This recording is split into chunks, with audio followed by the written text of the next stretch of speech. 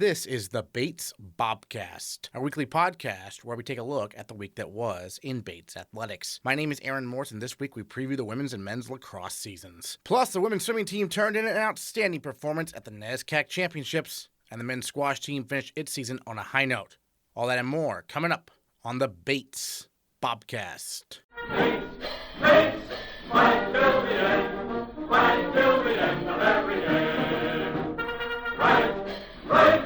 Right till the end, right for our alma mater's name. The women's swimming team had a NESCAC Championships to remember, finishing 4th out of 11 schools and recording a number of NCAA B-cut times. The 4th place finish is Bates' best at NESCACs since 2016. The biggest highlight for Bates, sophomore Caroline Apathy recorded the fastest time in the 100-yard butterfly in the country so far this season, on her way to winning the NESCAC championship. Head coach Peter Casares recaps the meet. It all started Thursday night this year with the 800 free relay, and the team got 5th in that one, kind of setting a really good tone for the whole meet, didn't it? Yeah, 5th place doesn't sound that exciting, but we ended up 11th in the country when that race was over.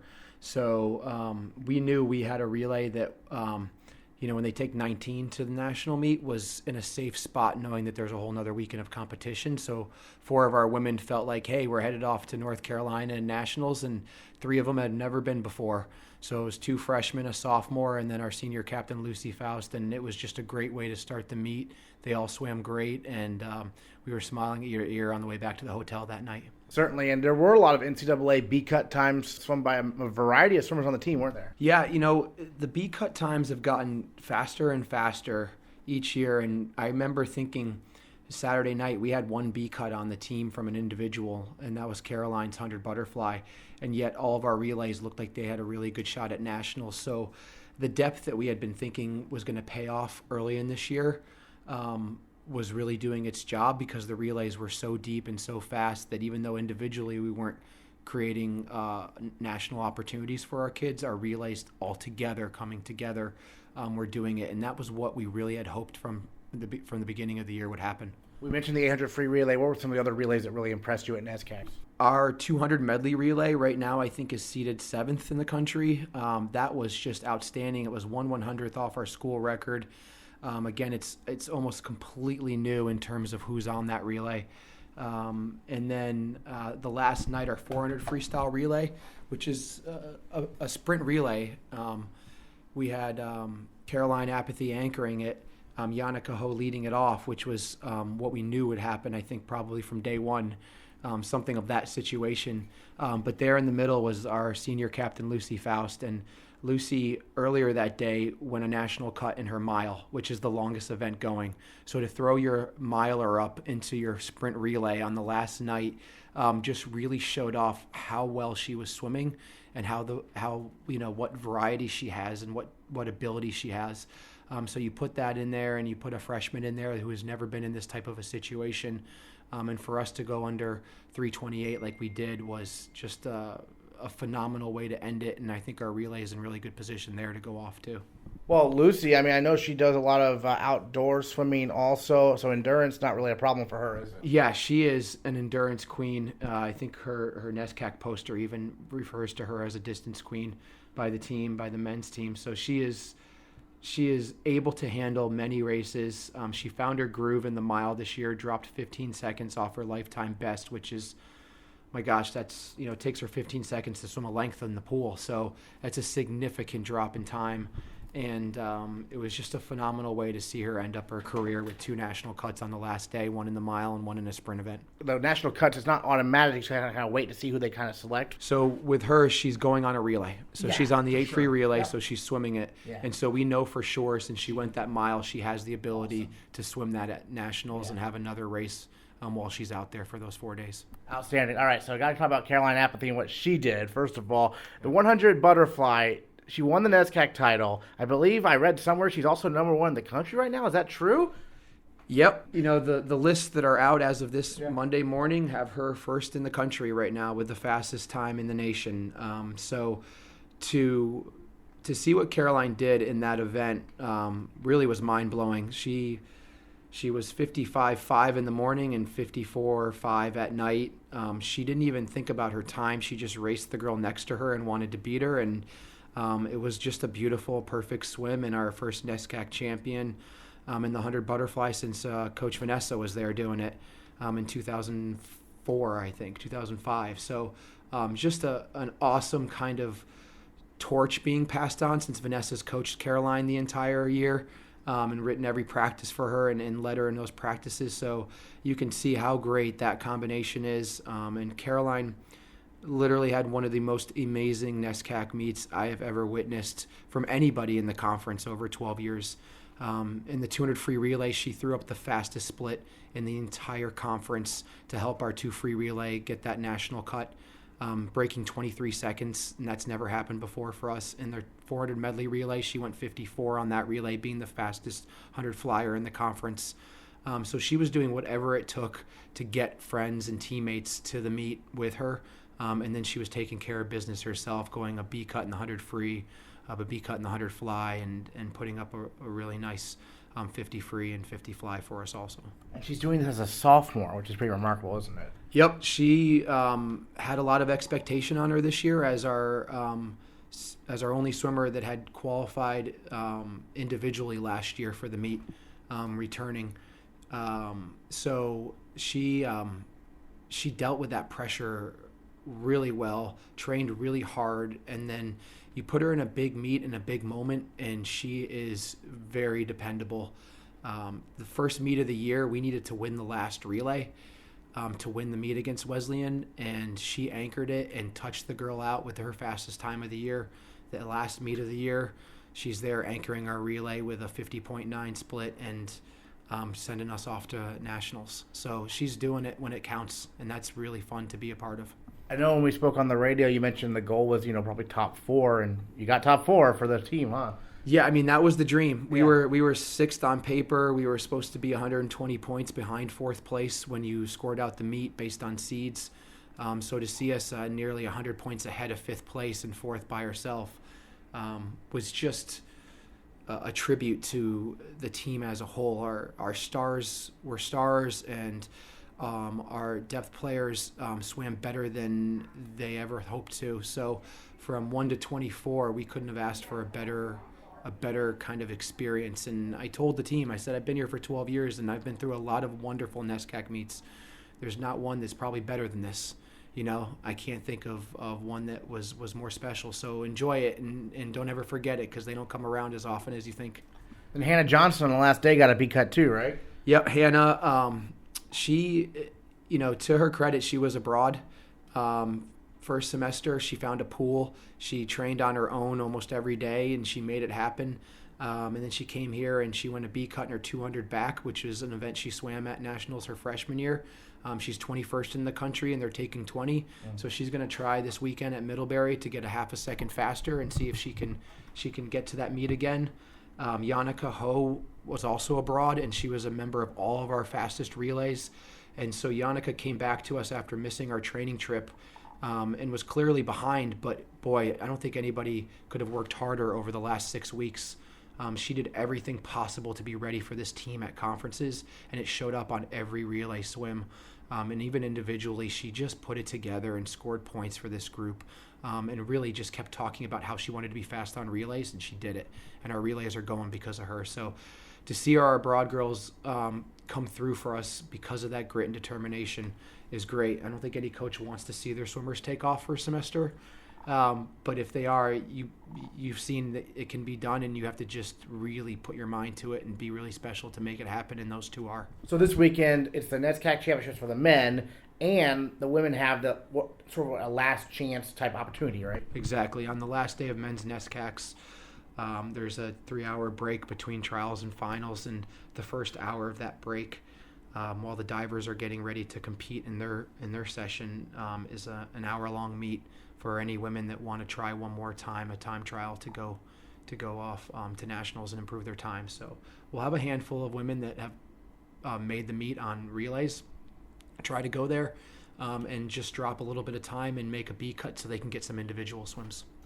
Awesome. And then for the men, Alex Bedard's been the headliner all year. What he's done. Who are some other guys who are looking to have big meets coming up here at the NESCAC? There's too many. Alexander Ignatov is our school record holder. I haven't seen him have a better year of training than he has had this year. We've got a freshman, Peter Corey, who sometimes does the most amazing things I've ever seen in practice, and that always bodes well towards a big breakthrough meet.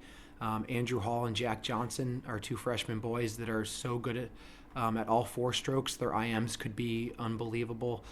Dan Waterland has been our lead backstroker as a freshman, and he stepped into some big shoes, so that's good.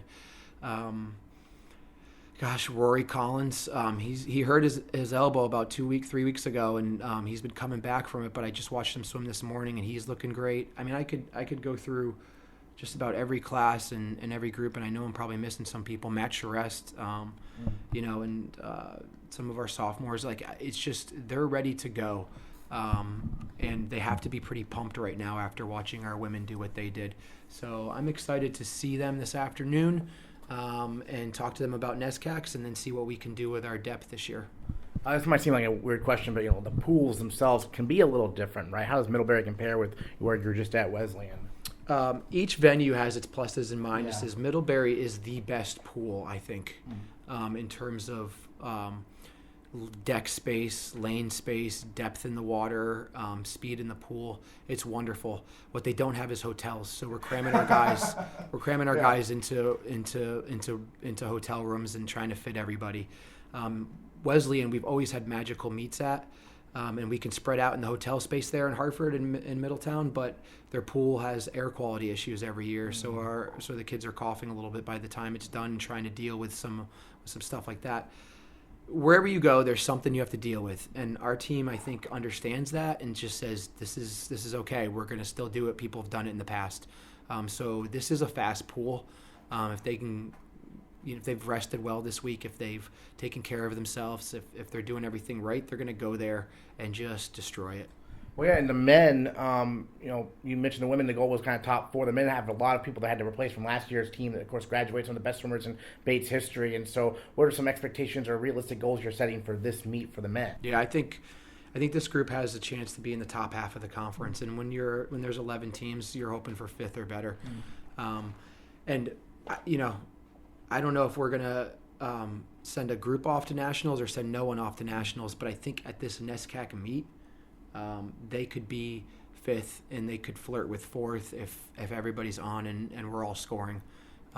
But it's a fast meet and there's a lot to have happen, and I'll see how they rise to the occasion, and I'll be excited to see who does step up and really embrace the moment. Apathy not only won the NESCAC title in the 100-yard butterfly, she also finished second in the 50 fly, helped Bates take third in both the 200-yard freestyle and medley relays, and she finished sixth in the 100-yard freestyle.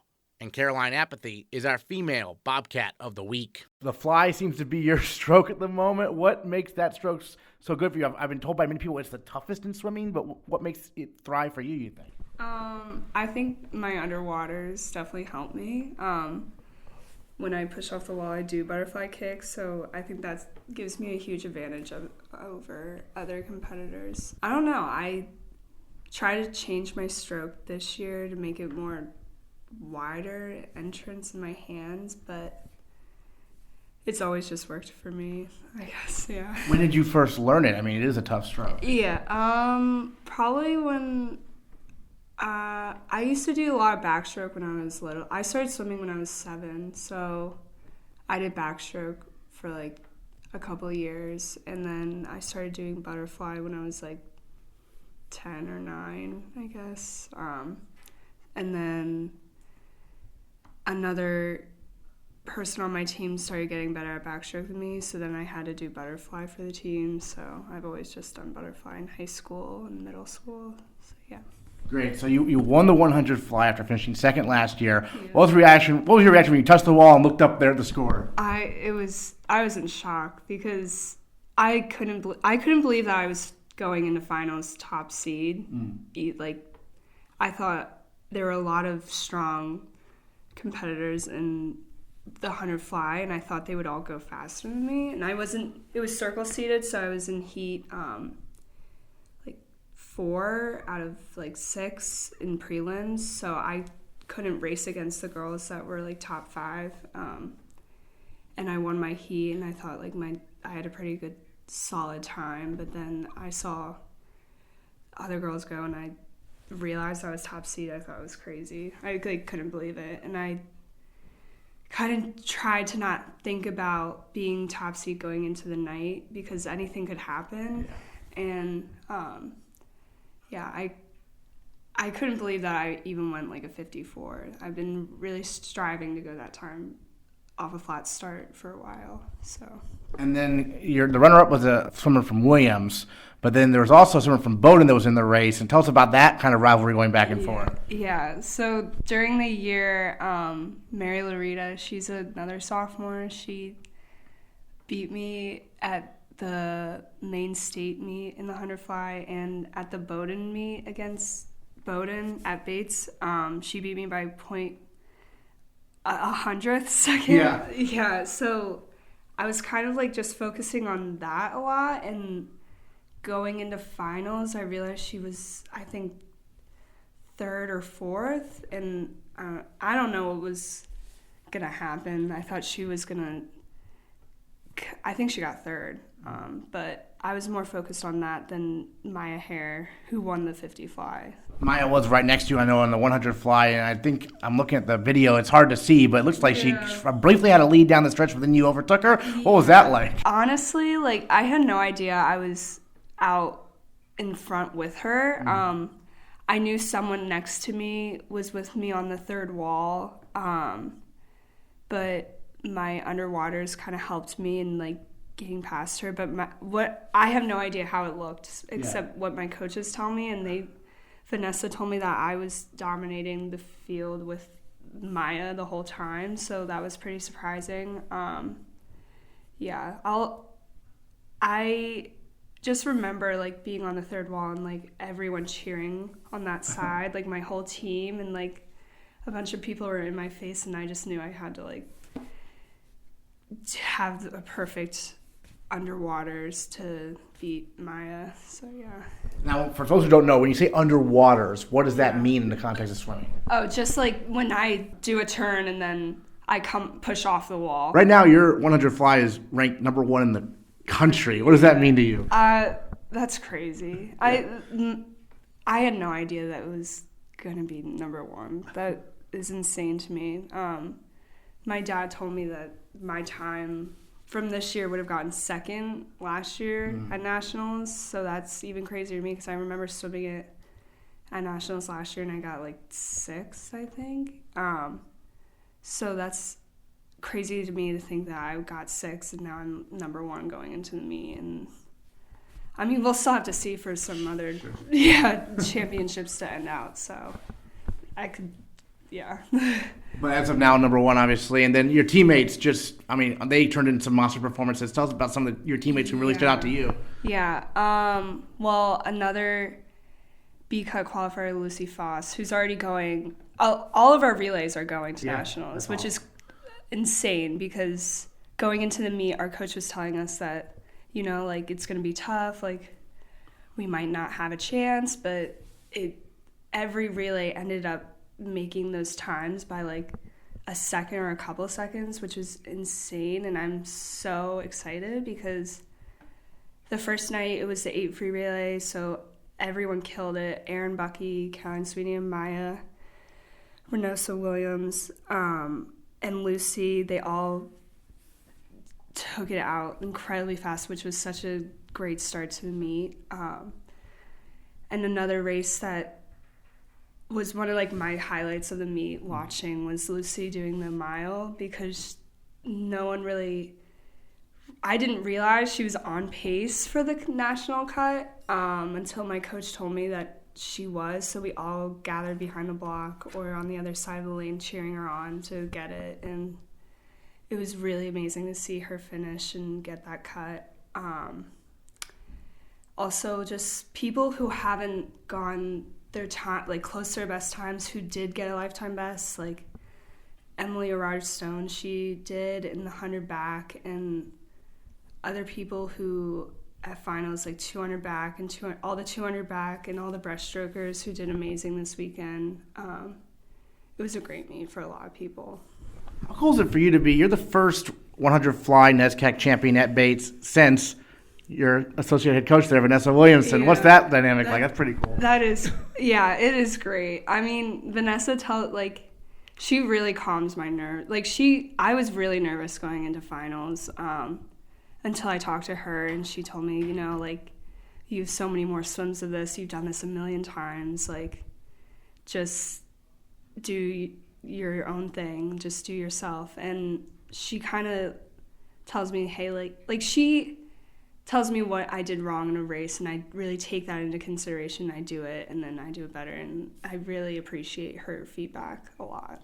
Yeah, you touched on the opening night relay that you were not a part of, Yeah. which must have been nice because it's an exhausting meet. Yeah, my 200 free, there's so many other girls that are so much amazing at the 2 free, and that's just not one of my specialties, which I'm kind of it's a hard race. It's a really tough race. I was going to ask you how nice it was to have that opening night where you can not have to worry about swimming and just watch your teammates. Yeah, it was nice. I mean, going on because people had class.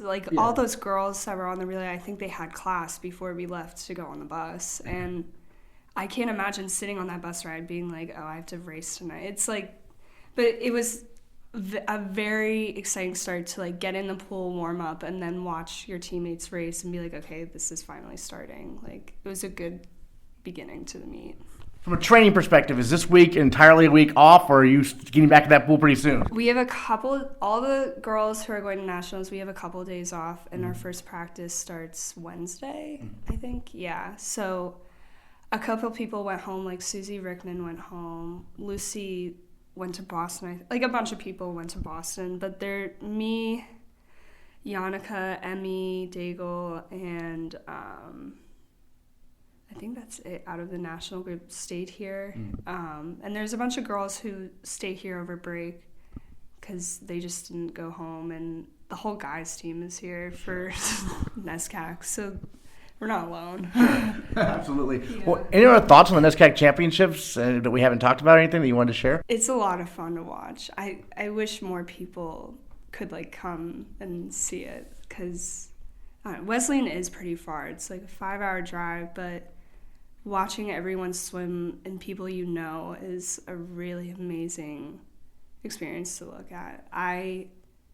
The best part of NESCACs for me is watching my teammates race and being on the relays because, I don't know, you're doing something with all your friends and you're a part of something bigger, so it's really nice. The men's squash team competed for the Summers Cup at Team Nationals over the weekend. The Bobcats dropped a match to MIT before bouncing back to defeat Tufts and Amherst, finishing the year as the 21st ranked team in the country. Senior captain Coley Cannon came up big for Bates, sweeping all 3 of his matches. And Coley Cannon is our male Bobcat of the week. Talking on the phone with male Bobcat of the week, Coley Cannon here on the Bobcast. And Coley, first of all, this past week was quite hectic for you and for some of the other players on the team. I'm sure you had midterms, and then you had team nationals down at Yale where there were some morning matches. How did you handle that? As a senior, you kind of knew it was the home stretch. How did you go about last week, kind of? Well, I think the key for me was just time management throughout the week. I knew I had to dedicate, 3 hours or whatever it was for practice in the afternoon, plus all these exams and papers I had to get done this week. And of course, I had to, on top of that, try to get good sleeps every night. So it was really tough. I had to prioritize some things for work earlier in the week because some of these due dates, but I was able to get that stuff done and focus on squash by the weekend, minus a few assignments that I actually had over the weekend. That Pat actually had to administer one of my exams, which was pretty hectic. But I was able to get that stuff done and focus on squash by the time Friday came around.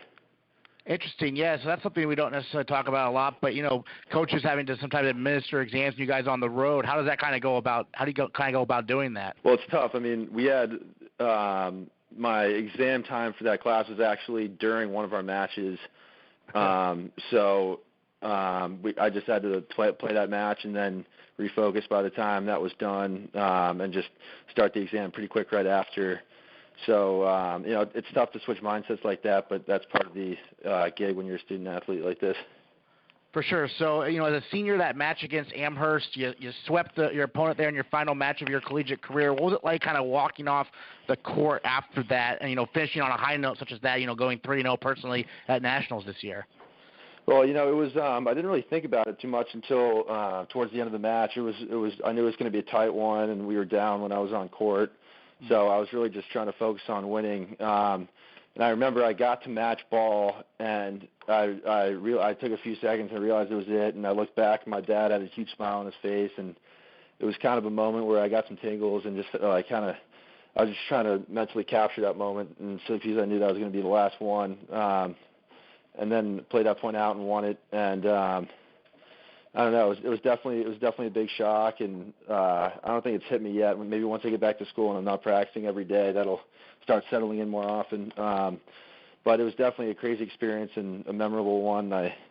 I'm definitely in a bittersweet feeling right now that it's all over. Did you sleep a lot afterwards at home? Because, you're from Connecticut, so you probably went straight home, right? Yeah, well, I was lucky. That match was actually held at a facility that was 15 minutes away from my home. They sometimes in the later days of the tournament, they schedule the matches in facilities outside of Yale just because there's so much going on, and if you're not in the actual final of your bracket, then you might be placed in another facility, and that place, which was Chelsea Piers in Stanford, was 15 minutes down the road, so I was able to get home quick and took a big nap right when I got home. For sure. I know Pat mentioned to me you're not planning on playing in individual nationals. Are you going to go down there to Rhode Island and check out some of the players on Bates who are participating in that one? I might. I've actually haven't missed one yet because in the past I've gone when I overlapped 1 year with Ahmed Abdelkhalik, and he right. I wanted to go see him win his national championship, and then the next year, which was at Dartmouth, I went. I didn't play in it, but I went down because I had a few friends at Dartmouth. But I don't really have any place to stay at the moment for Providence. But I'll definitely consider it and weigh my options and see if I can go down there to support the team. What's it been like with you, McLeod, being the captains this year? How's that gone? It's definitely been a roller coaster. In the fall, was hands down the toughest part because, first of all, it was my first year doing it. McLeod did it last year, so he had a little bit more experience than I did in the fall. But with all these guys coming in from the summer and taking it nice and easy over the summer, we had to buckle down pretty hard in the fall and put the guys through a lot of fitness programs. And it's sometimes you don't want to put in that work that early, but it really pays off in the home stretch. And so it was a lot of convincing the guys to get in as much practice as we can. And again, with the academic schedule, you don't want to kill yourself when you're not even in season. But sometimes that's what you got to do. So the fall was really, really tough to get everyone in the mindset of playing every day and getting the mindset of getting competitive and figuring out how to win matches. But once the season started, Pat was great to help us with any problems or with the team dynamic or with logistical stuff and things along those lines. So he was very helpful. I'm very grateful for what he's done for us this winter. But it's as captains, you feel bad for the guys when you lose, and you feel extra happy for the guys when you win. So you kind of have a little bit more of a foot in the game than some of the younger guys, especially because it's your last year too. There's anything you do this year, you don't have another shot at it. So there's also that. But it was definitely a great experience, and I'm really happy I did it. I know there's been a number of Cannons who have played at Bates. Tell us a little bit about that history if people are unfamiliar. Yeah. So my older brother, he was a senior when I was a senior in high school, so we never actually overlapped. But Pat never got rid of a Cannon for 8 straight years. And on top of that, I had a twin brother who played on the team as a freshman and stopped after that. So Pat's been dealing with Cannons for a really long time. And hopefully that's a good thing, but we also probably Philip has played a lot as well. So he's known us for a while, and that relationship has been great. And it was really good to live up to Andy's legacy because he had a great squash career at Bates as well. And it's fun being on a team that he played on, and we've been able to talk about it and relate certain events to each other's, and something special that some other guys don't have. So I'm grateful for that. You have any younger siblings, or is this the end of the line for now? No, it's the end of the line.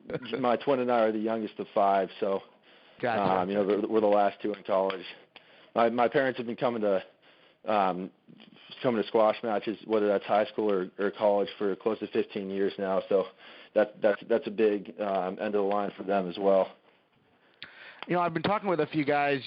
College squash is getting more and more competitive, more and more teams. It seems like each and every year. How have you seen things change from when you were a first year and watching, Ahmed win his second national title till now, you think? Well, it's changed incredibly. Some of the teams that I played as a freshman have improved a ton. It's a product of a lot of new international recruitment, and some teams that used to be club turning varsity and getting a lot of funding. And it's made it a lot more exciting, because even though we might drop a few ranks down the ladder with a team that's similar skilled when I was a freshman, it's so much more fun to have a more competitive schedule. Playing, I don't want to go out there and beat a team 9-0. I would rather go out there and beat a team 5-4. That was better. It's a lot better for our team to mature and get some good competition before we play NESCACs and nationals and stuff like that. And it just makes it a lot more exciting.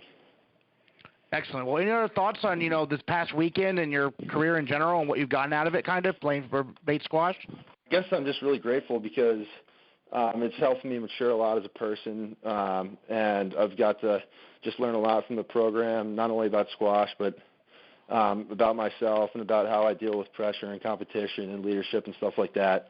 I hope to apply those skills to things I do down the line. But it's pretty crazy to think about it. Looking back, I was looking at some of my career stats and how I did this past season, and I'm definitely proud of how I played. But I guess I'm more proud on how McLeod and I were able to shape the guys this year. I mean, that was far the harder task to do, just because you're dealing with the emotions of 10 guys or 12 guys instead of just one. So it's I'm definitely proud of what I've done, and I'm excited to see what the guys can do next year. All right, Coley Cannon, male Bobcat of the week. Thanks so much for joining us on the Bobcast. Appreciate it. Thank you very much. The skiing teams competed at the Middlebury Carnival over the weekend, and Alpine captain Griffin Mueller matched her career best performance by finishing 7th in the slalom on Friday. Sophomore Hannah West had a strong weekend as well, finishing 23rd in the slalom and a team best 15th in the giant slalom at Middlebury. On Sunday, the Alpine teams competed in the GS at Dartmouth, making up for a race that got postponed earlier in the year. West shined again, finishing 13th in a field of 76. Then West joined the Bobcast to talk about her progress and what to expect at the Bates Carnival this weekend. For carnival races, we only race 2 days in a row. But for FIS races, some FIS racers can be like 2 days of slalom and 2 days of GS. So we're used to usually racing like 4 days in a row too. So it's anything different, but it's different for the means of racing at 2 days at Middlebury and then going over and racing Dartmouth again. You've got some great performances all year in the GS, starting to come to your own a little bit in the slalom also. What are the different challenges you face with those types of races? What are similarities, differences for you personally? For the slalom, I've been having a tough time finishing clean, having a clean run. I think I get too excited. That's what I keep telling myself. And I get too antsy and I just blow up, and I feel like I just got to calm myself down a little more and stick to what I know what to do and finish my run. Just that fine line of trying to stay in control but also go as hard as possible, near crashing or near out of control. Bates Carnival coming up this weekend, Sunday River. You've had races at Sunday River before during your time here. We didn't have a carnival last season at Sunday River. How excited are you for this opportunity? I'm actually really excited. It's so cool to go to other races and see other teams there and their environment, and they have some of their students come up and cheer them on. And I'm really excited because we've had, like you said, a few races there before, but no carnival races. So this is going to be like a big deal. It's our home hill. We have kind of an advantage over other competitors because we train there every day. We've raced there a few times. And I'm just really excited to go up there and race one more last carnival. How does the hill at Sunday River compare to hills at other venues, say Middlebury or Dartmouth? Dartmouth, the GS I'd say it has a steep pitch in the beginning and then it's really flat. At Middlebury, it's more like, I'm talking the GS hills right now. Yeah. But we're racing on Monday morning, which is the same for GS and Solemn. And at Middlebury, there's a lot of rolls. I'd say like kind of like breaks off, flattens, and breaks off again. But Monday morning, I really like racing Monday morning because there's a lot of different. It's like similar to Middlebury. It at the beginning kind of flattens off, and then we're gonna break down into a pitch. Then we're gonna kind of bank onto a flat, and then we're gonna go over a roll, and then we're going back onto the pitch, and then the last like 5 gates, there it kind of flattens out a little bit more, but it's still like it's a false flats, so, and you're tired by the end, so you're still working it down there. For sure. For carnivals, this might seem like a dumb question, but do you get any practice runs, or are you out there first run that's yet to go? No, like we're inspecting the course, you visualize, and you go. There's no practice runs. Like we do a warm-up run on the run over, but no practice runs in the course. So it's like a 2-run race, like all out, gotta go. Do you feel more pressure on the first or second run? Because I feel like it could be kind of go either way. This season I've been doing a lot better in my second runs, so I feel like the pressure's on first run, and then you're like, all right, come on, I gotta go second run, but this weekend I gotta go. You gotta go all out both runs. It's like that at every race. You gotta do that both runs. I know last year you came very close to qualifying for NCAAs. You're kind of on that borderline again. How much did you pay attention to where you are kind of in the rankings and stuff? Well, last year I was paying very close attention, and I think it kind of upset me a lot when in my racing. I was focusing so much on like my result and trying to focus on like getting to NCAAs that it kind of affected my skiing. So this year I'm just like taking it race by race. I'm just going out there trying to think about what I need to do and to get faster at each run and be the fastest one down the hill. I saw your teammate Griffin Mueller had one of her better performances this weekend, and what have you seen from her? You and her kind of being the leaders of the team this year, it seems like. Yeah, it was funny because after my run in Dartmouth, it was my run in Dartmouth. We were talking because we were like, why didn't we do this earlier? Why didn't we do this earlier in the season? We were just like, we remembered what we were doing. Like sometimes there's like little things that click for us, and we've often forget it, and we like have to find those things that makes us click, and I guess we found them this weekend. Nice. And that's perfect timing, right, with Bates Carnival coming up. I feel like we're really going into Bates Carnival, coming in hot. We're feeling good, we're feeling ready. Excellent. And then you're from Bend, Oregon, right? So how'd you decide to come to Maine to come to Bates for college? So I went to a ski academy in Salt Lake City, Utah. And from there, my counselor, I had a few teammates that came here. My counselor's daughter actually came here too. And so we were really like, okay, I was looking at all of the NESCACs as well. So I was looking at like Middlebury, Colby, UVM, UNH, all those schools. And so I applied to Bates my senior year and I got in, but I didn't know what I wanted to do yet. So I took a year off, skied, and then I applied ED to Bates and I got in. So I was like, yeah, I want to go to Bates now. I was ready to come. Yeah, it seems like skiers, a lot of you do seem to take a year or even two. Like Ari Van Buren told me he took 2 years off. Was that year or two off from school help you in terms of your skiing? Taking a year off for me, I was just like, it's taking the school part away, and it's focusing more on the skiing aspect, because right now we're balancing school and skiing. So during my post-grad year, like I had a job, but I was also like working out. I was working out twice a day and then also working nights. And then during the winter, I'd be training in the morning or training in the afternoon, maybe go powder skiing in the morning.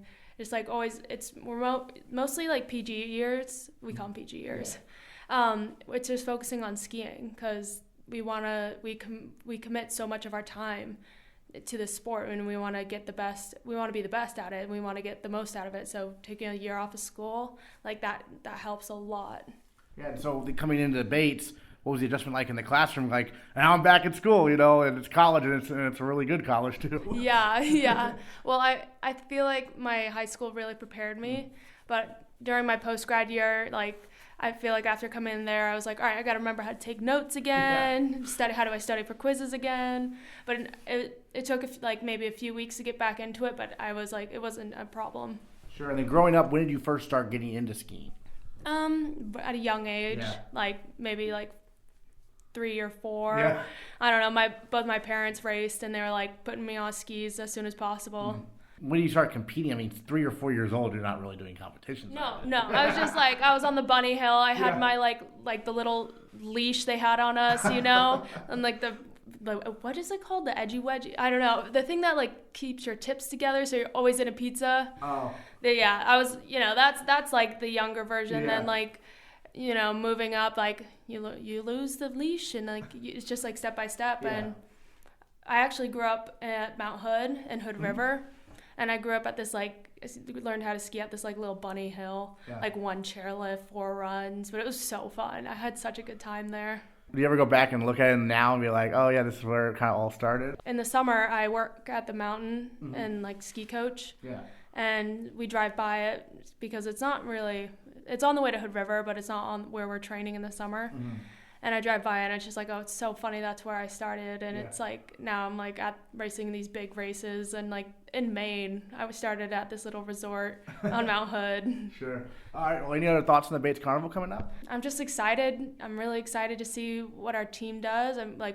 Our boys are skiing really fast right now. The girls are feeling ready. We're feeling confident, and our Nordies, they're feeling good too. Yep. I'm really excited to just all of us to go into our home hill and our home resort and just show them what we got. Absolutely, yeah. So this Friday and Saturday at Sunday River for the Alpine, at Black Mountain for Nordic. Come on out and check out the Bates Carnival. Hannah West, thanks so much. Thank you.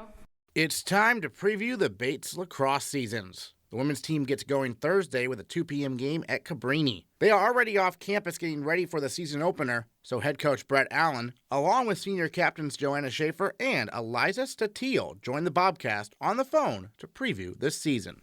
Brett, we'll start with you. The team scrimmaged, a team called Rowan. How'd that go in terms of, getting the first look at your team against another opponent? It was great. I think obviously we have a short turnaround time from the start of the season to when we compete, just with our NESCAC rule of February 15th being the start date.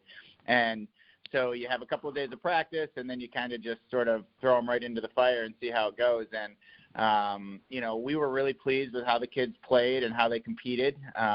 Certainly Rowan played like a team that's been practicing for a month that they have, and we played like a team that's been, practicing for 3 days. But we worked on some things that strategically we're going to be trying to do offensively and defensively, and really got a chance to see everybody play. So it was a really productive day for us. Joanna, being a senior captain this year, what was your reaction when you found out you were going to be one of the captains, and what are some of your responsibilities there as one of the leaders? Honestly, I'm really lucky. It's just a pretty easy team to lead.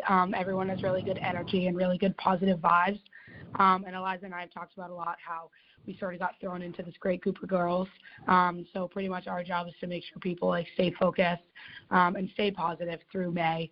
But we're really lucky that we have this group of people to be working with. Great. Eliza, kind of the same question for you. What's it like being one of the captains this season? It's a huge honor. We really, as JoJo said, got dropped into a great position, and the team kind of leads itself. Now it's about facilitating the mentality as we go into season. We prepared all fall and winter, and now it's time to show people what we have, and it was nice to come out against and scrimmage a team that we don't usually see, so we can focus on ourselves 3 days in and see what we can do and perform and put everything we practice into play. Great. And then, Brett, tell us about some of your key returners, maybe starting with the attack. I know, obviously, you got Katie Allard back. Who else do you expect to see to score some goals this year? Well, I think it's hard to say because we're playing in so many different combinations with our scrimmage, and we've got probably about 10 to 12 kids that we're trying to evaluate right now and figure out who's going to, be really productive for us on offense. Certainly we have some returners that scored some goals last year, and I would expect that they'll be scoring some goals for us this year. But honestly, it's still so early in the season. The next couple of days as we get ready for Cabrini are going to help us sort that out. So hard to say right now. Yeah, Joanna, I'm curious, on defense, what are you looking from that unit, when you had the opener here coming up in just a couple of days there on Thursday? Yeah, so we're working a new system this year on defense, and I think everyone's really bought in and ready to contribute whatever their role may be in that sense. And that's sort of the mentality that we're thinking about. It's just that, everyone has to trust the process and sort of, we're not just going through the motions. We're really working hard to make that process be as good as it can come Thursday and throughout the rest of the season. And we just have a great group of defenders who are ready to, do what it takes and sort of compete really hard, so that's super exciting. Eliza, how do you work with the defense like Joanna and the other defenders to help you make your job easier? I think the great thing now is that I've worked with them for quite a few years. We have a couple first-year defenders that are coming and stepping in. We have a transfer who stepped in and has done an excellent job playing on the crease and playing low, and they communicate really well. It's nice I get to see both sides of the field, so I feel really fortunate for that and get to communicate with a lot of different players. But it's made it really easy having JoJo with me on the field, and we get to communicate after a goal is scored or after a great play is made. So I'm very lucky in that sense and can just focus and do my job. And, Brad, I know you have a new assistant coach this year, Lauren Kane out of UMass. Tell us about her. She's new this year to this group of girls, but she was an assistant for us a couple of years back in 2015 and 2016, and I've known her for probably 10 years because she used to be the head coach down at USM. And so actually the seniors know her as well. And it's just great to have her back. She was an offensive player in college, actually went to Maryland, then transferred and finished up and graduated at UMass. And, she brings a great perspective. She obviously has a lot of lacrosse knowledge that she's able to share and contribute to the program. So it's really nice to have somebody that I know really well, but also who the girls are familiar with, that has a ton of lacrosse information that she can, bring to the team. Awesome. And then, Joanna, I'm curious, from your perspective as one of the captains, who are some of the players you're most excited about seeing this year in terms of maybe having breakthrough years for Bates? Honestly, sort of aligning with what Brett said, it's hard to see who's really going to come out of their shell and perform well, under the pressure of NESCAC games. But we definitely have we have a small group of freshmen, so that's been really great because they've really been able to just sort of take on a lot of the values that we hold and a lot of the things that we do. And then we have two transfers. One's an attacking player and one's a defensive player, and it's just been really a privilege to see, they went D1 first, so they have a lot of different perspectives. They have, a sort of more big picture side of the game that's pretty unique. So we're really lucky that we have them coming in and bringing up the play a lot.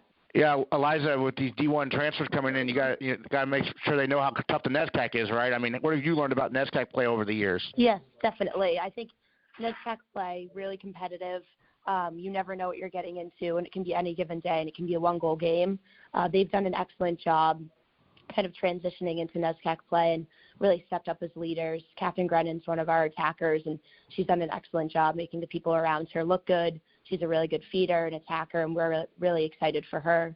And then Katie Clark is one of our defenders, has stepped up. She has a really big presence, really loud, and she's brought a lot of energy to the team. So we're really excited for that. But, of course, until you step on and play a NESCAC game and you feel that vibe and you travel to mid and you're there and you're playing full speed, you never understand what it really is to play NESCAC. For sure. Well, Brett, any other thoughts on the season opener coming up here? No, I think we're just excited to get started. I think as coaches, because it's so early, there's obviously a lot of enthusiasm and optimism, and certainly we share that as a coaching staff with the players. Every time you get a chance to play early, you don't really have high expectations because you just don't know what you're going to get yet. And so we're just looking forward to that chance on Thursday. Cabrini's a really solid team. They've won their conference, it seems like, every year for the last 5 or 6. And so it'll be a good test for us at this point in the season for sure. The men's lacrosse team takes on number 3 nationally ranked RIT this Saturday on the campus of UMass Amherst, with the game getting underway at 1 p.m.